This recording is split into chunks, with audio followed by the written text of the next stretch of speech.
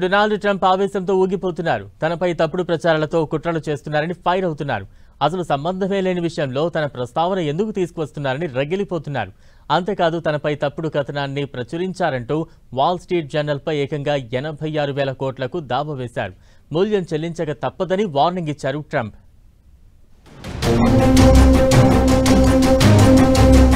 Sex కుంభకోణంలో నిందితుడైన Jeffrey Epstein తో America అధ్యక్షుడు డొనాల్డ్ ట్రంప్ కు సంబంధాలు ఉన్నాయంటూ ఇటీవల జోరుగా ప్రచారం జరుగుతోంది. దీనిపై వాల్ స్ట్రీట్ జర్నల్ ప్రచురించిన ఓ కథనం ప్రపంచవ్యాప్తంగా సంచలనం సృష్టించింది.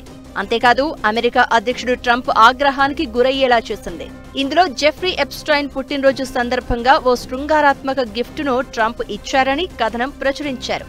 ఆ బహుమతి ఓ లేఖ అని, అందులో చేతితో గీసిన మహిళ నగ్న చిత్రం ఉందని తెలిపింది.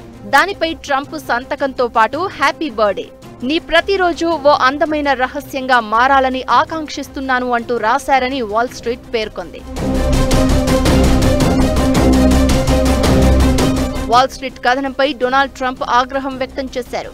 జెఫ్రీ ఎప్స్టైన్ కు తాను ఏ లేఖను పంపించలేదని, అదంతా అవాస్తవమని తెలిపారు. వాల్ స్ట్రీట్ జర్నల్ యజమాని Rupert Murdoch, News Corporation chief executive Robert Thomson పై ట్రంప్ దావా వేశారు. తన పరువుకు భంగం కలిగించారని, ఆర్థికంగా ఇబ్బంది కలిగించారని ఆరోపించారు. మియామి ఫెడరల్ కోర్టులో దావా దాఖలు చేశారు. బాలికలపై లైంగిక వేధింపులకు పాల్పడ్డారు అని జెఫ్రీ ఎప్స్టైన్ ను 2006లో పోలీసులు అరెస్ట్ చేశారు.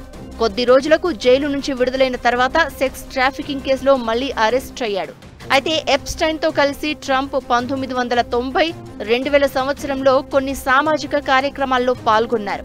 ఓ ఇంటర్వ్యూలో తనకు 15 ఏళ్ల నుంచి ఎప్స్టైన్ తెలుసు అని, అద్భుతమైన వ్యక్తి అని కొనియాడారు. అతడు కూడా తనలానే అందమైన యువతులు, బాలికలను ఇష్టపడతాడు అని చెప్పాడు.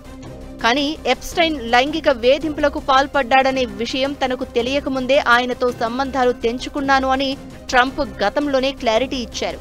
జెఫ్రీ ఎప్స్టైన్ 2019లో న్యూయార్క్ జైల్లో బలవన్మరణం చేసుకున్నారు.